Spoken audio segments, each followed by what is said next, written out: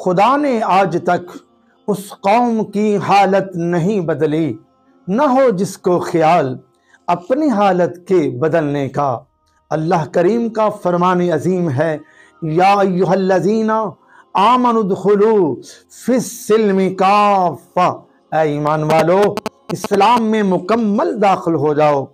वला तत्तबिउ खुतुवातिश शैतान, शैतान की पैरवी मत करो।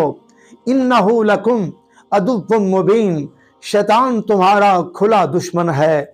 इस फरमाने इलाही के मुताबिक हर मुसलमान पर फर्ज है कि वो अपनी जिंदगी इस्लामी आदाब के मुताबिक बनाए। घरेलू जिंदगी, कारोबार, दफातर, अदालती निज़ाम इस्लामी उसूलों के मुताबिक होना चाहिए।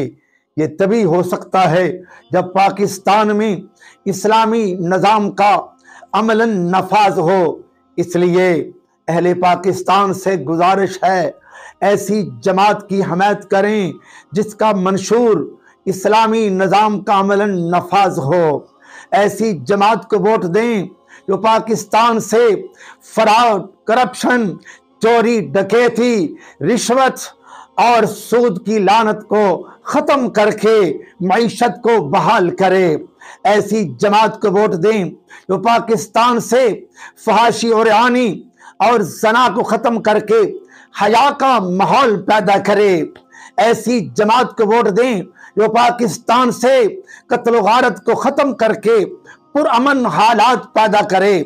ऐसी जमात को वोट दें जो पाकिस्तान का दिफा इस कदर मजबूत बना दे कि आलमी सतह पर नाकाबिले तस्खीर हो जाए।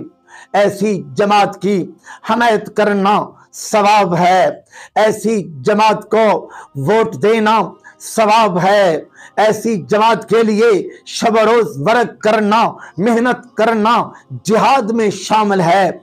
याद रखिए, वोट एक अमानत है, इसमें खयानत मत करना। अपने वोट को खानदान, बरादरी और दुनियावी मफादात के सिलसिला में जाया मत करना। अपने वोट की कदर करना।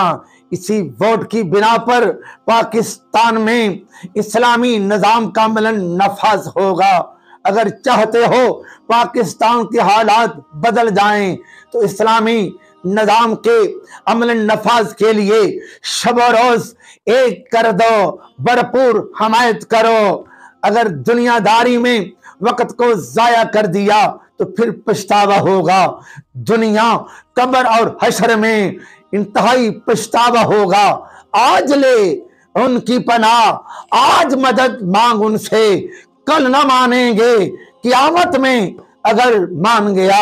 शुक्रिया।